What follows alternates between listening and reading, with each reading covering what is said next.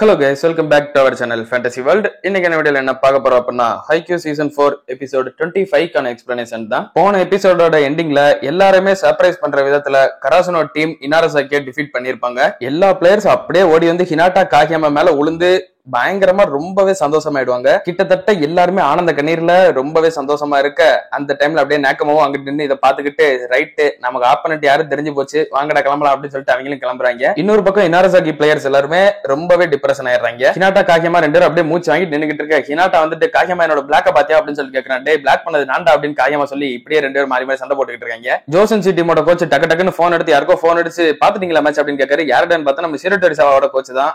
நான் ஆல்ரெடி மேட்சை பாத்துக்கிட்டு இருந்தேன் அப்படின்னு சொல்றாரு. ஆமா நீங்க பெரிய கோச், நீங்க கண்டிப்பா அதை பார்க்காம இருப்பீங்களா, பாத்துருப்பீங்க, வைங்க வைங்க அப்படின்னு அவர் சொல்றாரு. இந்த டோர்னமெண்டோட ஒன் ஆஃப் த ஃபேவரட் டீமான இனாரசாக்கியை டிஃபீட் பண்ணி கராசுனோ 16வது இடத்துக்குள்ள வந்துட்டாங்க அப்படின்னு கமெண்ட்ரி கொடுக்கறவங்க சொல்றாங்க. டீம் பிளேயர்ஸ் எல்லாருமே கை கொடுத்துக்கிறாங்க. நேரா ஆட்சும் காகியாமா கிட்ட கை கொடுக்கும்போது நீ நல்லா லேண்டா அப்படின்ற மாதிரி சொல்லுவான். ஹினாட்டாவும் அப்படியே டயர்ல பின்னாடி நடந்து போகும்போது ஆட்சும் அவனை கூப்பிடுவான். இங்க பாருடா நான் உனக்கு ஒரு நாள் பால் செட் பண்ணுவேன், நீ அடிப்ப அப்படின்னு அவனை பார்த்து சொல்றான். இந்த ஒரு மொமெண்ட் ஞாபகம் வச்சுக்கோங்க, இது கண்டிப்பா ஒரு நாள் நடக்கும், அது வேற மாதிரி இருக்கும். அண்ட் அதுக்கு முன்னாடி உங்களை அடுத்த இன்டர் ஹை ஸ்கூல் மேட்ச்ல தோக்கடியா விடமாட்டேன் அப்படின்னு சொல்லிட்டு கோவத்துல போறான். இப்ப ரெண்டு டீமே உங்களுக்கு சப்போர்ட் பண்ண ஆடியன்ஸ் கிட்ட வந்துட்டு தேங்க்யூ சொல்ல வர்றாங்க. கராசுனோ டீமே டைச்சி மனசுக்குள்ளே நினைக்கிறான், நீங்க மட்டும் சப்போர்ட் பண்ணலன்னா கண்டிப்பா எதுவுமே நடந்திருக்காது அப்படின்னு சொல்லிட்டு மனசார தேங்க்யூ சொல்றான். இன்னொரு பக்கம் இனாரசாக்கி பிளேயர்ஸும் தேங்க்யூ சொல்ல வராங்க. ஆனா ஆட்சுமுக்கு தேங்க்யூ சொல்ல மனசே இல்ல. தோத்த டீம் எல்லாம் போய் யாராவது என்கரேஜ் பண்ணுவாங்களா, அதெல்லாம் எதுவும் பண்ண மாட்டாங்க அப்படின்னு நினைச்சிட்டு இருக்கான். நாங்க கூட்டத்துல இருந்து எல்லாருமே ரொம்பவே சந்தோஷப்படுறாங்க. நீங்க சூப்பரா தான் விளையாண்டீங்க, நல்ல மேட்ச்னா கண்டிப்பா நாங்க பாராட்ட தான் செய்வோம் அப்படின்னு சொல்லிட்டு எல்லாருமே இனாரசாக்கியை ரொம்பவே என்கரேஜ் பண்றாங்க. அடுத்து அதெல்லாம் முடிச்சுட்டு வெளியே வர்றப்ப வெளியே இன்டர்வியூ எடுக்கிறவங்களும் இனாரசாக்கி டீமோட கோச் கிட்ட இதெல்லாம் கேட்டுக்கிட்டு இருக்காங்க. உங்க டீம் தான் ரொம்பவே பாப்புலரான ஒரு டீம், அதுக்கு இப்ப என்ன ஆச்சு அப்படின்ற மாதிரி. இன்னொன்னு நாங்க கொஞ்சம் அக்ரெசிவா லேண்ட் இருந்தா கண்டிப்பா வின் பண்ணிருக்கலாம்னு சொல்லி நினைக்கிறேன்.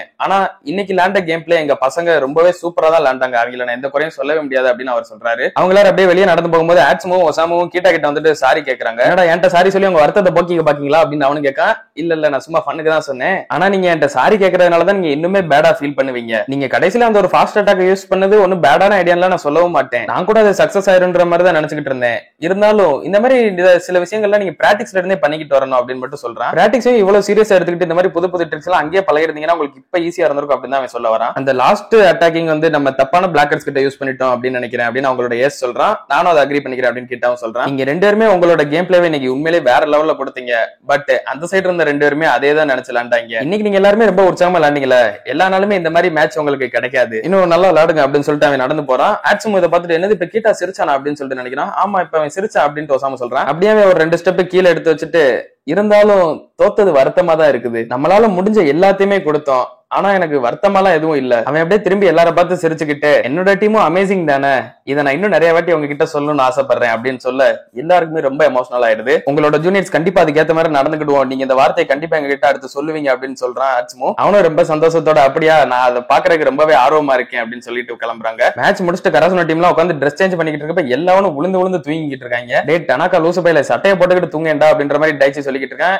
ஆல்மோஸ்ட் எல்லாருமே தூங்கிட்டாங்க. சூக்கி தூங்குனது கூட எல்லாருக்கும் ஆச்சரியமா இருக்கு. வழக்கமா தூங்காதவனே தூங்கிட்டான், வழக்கமா தூங்குறவன் தூங்காம இருக்கிறானே அப்படின்னு இனோசிட்டா பாக்க ஹினாட்டா அப்படியே அவன் கையை பார்த்துக்கிட்டு ரொம்பவே சந்தோஷத்துல இருக்கிறான். ஏன்னா தலைமை ஃபர்ஸ்ட் டைம் ரிசீவ் பண்ணிருக்கான்ல, அந்த ஒரு சந்தோஷத்துல தூக்கம் கூட வரல அவனுக்கு. இப்ப இன்னொரு பக்கம் ஃபுக்ரோ டானியோட மேட்சை காட்டுறாங்க. போகுட்டோ ஒரு பாயிண்ட் அடிச்சு முடிக்க இந்த இடத்துல ஃபுக்ரோ டானி ஈஸியாவே அந்த ஒரு மேட்சை வின் பண்ணிருக்காங்க. அப்பதான் போகுட்டோ அப்படியே வந்து பாக்குறான், என்னது கராசுனோ இனாரசாக்கியை டிஃபீட் பண்ணிட்டாங்களா அப்படின்னு சொல்லிட்டு. என்னடா இது நம்ம ட்வின்ஸ் கூட விளையாடணும்னு ஆசைப்பட்டு நடக்காம போச்சு அப்படின்ற மாதிரி போகுட்டோ நினைச்சுக்கிட்டு இருக்கான். அக்காசி போகுட்டோவை பார்த்து நினைச்சுக்கிட்டு இருக்கான், இவன் இன்னைக்கு உண்மையிலேயே சூப்பரான ஃபார்ம்ல தான் இருக்கான். இல்ல நான் அப்படி எதுவும் நினைக்க கூடாது, இவன் எப்ப என்ன பண்ணுவான்னு சொல்லி எதுவுமே தெரியாது. சோ இவன் நல்லா விளையாடுறான்னு சொல்லி நம்மளால புறம்பட்டுக்கிட்டு இருந்தோம்னா அப்புறம் ஏதாவது தப்பா தான் நடந்து போய் முடியாது, அதனால எதுவும் இவனை பத்தி நினைக்க வேணாம் அப்படின்ற ஒரு அக்காசி நினைக்கிறேன். கராசுனோ டீம் அவங்களோட தங்குற இடத்துக்கு வந்து டிவியை பாத்துக்கிட்டு இருக்காங்க. அங்க கராசுனோ வர்சஸ் இனாரசாக்கி மேட்ச் நடந்ததெல்லாம் ஒரு ஹைலைட்ஸ் மாதிரி சொல்லிக்கிட்டு இருக்காங்க. சின்ன ஒரு ரீகேப்பா எல்லா பிளேயர்ஸ் எப்படி விளையாண்டாங்க அதெல்லாம் சொல்லிக்கிட்டு இருக்க. ஒருத்தருக்கும் அவங்க மூஞ்ச பாக்குறக்கே ஃபன்னா இருக்குது. இப்படியே ஜாலியா அவங்க ஃபன் பண்ணிட்டு இருக்காங்க. இன்னொரு பக்கம் போகுட்டோ வந்து அக்காசியை வெளியே கூட்டு வரான். அக்காசி கேட்கிறேன் என்னடா டிவியை பாக்கல அப்படின்னு சொல்லிட்டு. நான் தான் ஏற்கனவே பாத்துட்டேன் அப்படின்னு சொல்றேன். இல்ல வழக்கமா ஒரு 100 வாட்டி பாப்பியே, அதான் இந்த வாட்டி என்ன கம்மியா இருக்கே அப்படின்னு சொல்லிட்டு நினைச்சேன். இல்ல நான் ஆல்ரெடி 20 வாட்டி பாத்துட்டேன் போதும் அப்படின்னு போகுட்டோ சொல்றான். நான் என்னதான் காலேஜ் போனாலும் கண்டிப்பா வாலிபால் ஆட தான் செய்வேன், பட் இருந்தாலும் இதுதான் என்னோட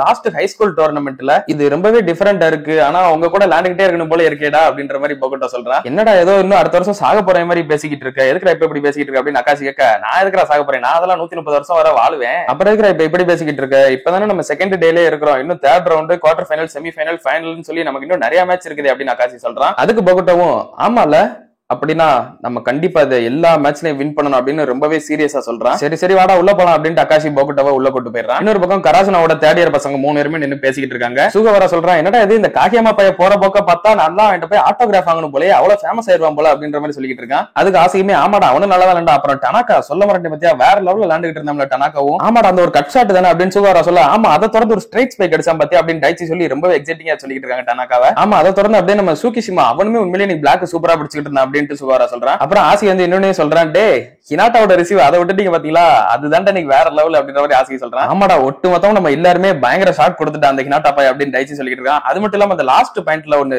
பால ரொம்ப ஹைட்டா தூக்கிட்டான் பத்தியா, அதெல்லாம் லிட்டரலி வேற லெவல் மொமெண்டா இருந்தாரு எனக்கு அப்படின்னு டைச்சி சொல்ல, சூவரா வந்துட்டு ஆமாடா எனக்குலாம் அதை நினைச்சு பார்க்கும்போது அப்படியே கண்ணு கலங்கிச்சு, கிட்டத்தட்ட கூஸ் பம்ப்ஸே வந்துருச்சு அப்படின்னு சொல்றான். நம்மளோட ஃபர்ஸ்ட் இயர் செகண்ட் இயர் பையங்களோட பெர்ஃபார்மன்ஸ் எல்லாம் பாக்குறப்ப நான் அவங்க கிட்ட தோக்கவே கூடாதுன்னு சொல்லி தோணுது அப்படின்னு டைச்சி சொல்றான். இருந்தாலும் ஆப்பனன்ஸ் கூட நம்ம தோத்தரக்கூடாது அப்படின்னு டைச்சி சொல்ல, சுகாரா வந்துட்டு அதெல்லாம் கிடக்கட்டும்டா இவங்க கூட நம்ம கண்டிப்பா தோக்கவே கூடாது அப்படின்னு சொல்றான். இந்த பக்கம் நெகமா பிளேயர்ஸ் எல்லாருமே அந்த டிவியை பாத்துக்கிட்டு இருக்காங்க. அதுல என்னன்னு தெரியல கராசனாவை ரொம்பவே புகழ்ந்து பாராட்டிக்கிட்டு இருக்காங்க. ஏன்னா இனாரசாகியாவே டிஃபீட் பண்ணிருக்காங்க இல்லையா, அதனால கராசனாவை ரொம்ப பாராட்டிக்கிட்டு இருக்காங்க. நேக்கமால இவங்க கிட்ட நிக்க முடியுமா அப்படின்ற மாதிரி பேசிக்கிட்டு இருக்காங்க. இவங்க என்னடா ஒரே அவங்களே பெருமை பாராட்டிக்கிட்டு இருக்காங்க, நம்மள எதுவுமே சொல்ல மாட்டேங்காங்க அப்படின்ட்டு கூற கத்திக்கிட்டு இருக்கான். பின்ன தம்பி நீ இந்த விஸ்வாக்கா இருக்க டீம் மியா ட்வின்ஸ் இருக்கிற டீம் எல்லாம் டிஃபீட் பண்ணிருக்கியா, இல்ல நம்மளால டிஃபீட் பண்ண முடியும் தான் நினைச்சிருக்கியா, ஆனா அவங்க பண்ணிருக்காங்க அப்படின்றப்ப அவங்க அப்படிதான் சொல்ல செய்வாங்க அப்படின்ட்டு கென்மா சொல்றான். அதுக்கு நீ இப்படி இவ்வளவு சொல்லிக்கிட்டு இருப்பாங்க அப்படின்னு கூட சொல்ல, இருந்தாலும் அதெல்லாம் இங்க மேட்டரே இல்ல, நம்ம இங்க விளையாட வந்ததே இங்க பவர்ஃபுல்லான ஆள் யாரு நம்மளால அவங்களான்னு பாக்குறதுக்கு தான், அதை நம்ம பாத்துக்கலாம் அப்படின்னு கென்மா சொல்றான். இந்த பக்கம் ஹினாட்டாவும் காகியாமா கிட்ட அதே தான் சொல்றான், கண்டிப்பா நான் கென்மாவை பீட் பண்ணியே ஆவேன் அண்ட் நெகமாவை கண்டிப்பா பீட் பண்ணியே தீருவேன் அப்படின்னு சொல்றான். இன்னொரு பக்கம் நம்ம கோச்சுக்காய் அவரோட தாத்தா கோச்சுக்காய் 2 பேரும் பேசிக்கிட்டு இருக்காங்க. நீங்க ஆசைப்பட்ட மாதிரியே டம்ஸ்டர் பேட்டில் நடக்க போகுது அப்படின்னு நம்ம கோச்சுக்காய் சொல்ல,